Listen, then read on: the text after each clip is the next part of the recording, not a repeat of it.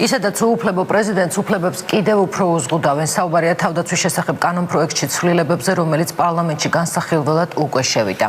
პრეზიდენტი, როგორც ქვეყნის მთავარსარდალი, ამ ცვლილების დამტკიცების შემთხვევაში სამხედრო ძალების დროშებსა და ალმებსაც კი ვეღარ დაამტკიცებს.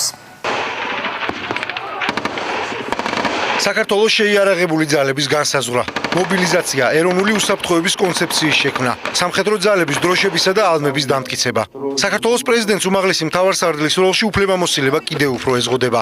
საუბარია ახალ კანონპროექტზე, რომელიც პარლამენტში განსახილველად უკვე შესულია. თავდაცვის შესახებ კანონში შესატან ცვლილებებს უკვე განხილვამდე მოხვა კრიტიკა. პრეზიდენტისათვის პრაქტიკულად ყველა უფლების ჩამორთმევა არის არაკონსტიტუციური. ჩვენი მოდელით ის არის უმაღლესი მთავარსარდალი არა უბრალოდ ნომინალურად, როგორც ბრიტანეთის დედოფალი. არამედ გარკვეული ფუნქციებით. მასთან უნდა ფუნქციონირებდეს ეროვნული უშუალოების საბჭო, რომლის კანონი არსებობს და არავის გაუქმებია. რეალურად ეს ყველაფერი იგნორირებულია, ახლა კანონითაც ხდება მისი დასუსტება. დოკუმენტის არსებული რედაქციით მიღებას ეწინააღმდეგებიან არასამთავრობოებიც. ისინი მიიჩნევენ, რომ კანონპროექტი არასრულყოფილია. აქვს ბევრი ხარვეზი და ეწინააღმდეგება საქართველოს კონსტიტუციას.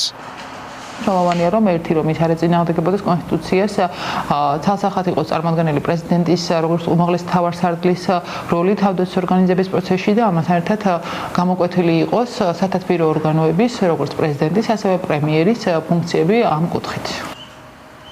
აღნიშნულ კანონპროექტში სადაო რამდენიმე, მათ შორის მე-13 მუხლის მეორე პუნქტია. საქართველოს შეიარაღებული ძალების შემადგენლობასა და დაქვემდებარების წესს საქართველოს თავდაცვის მინისტრის წარდგინებით დადგენილებით ამტკიცებს საქართველოს მთავრობა.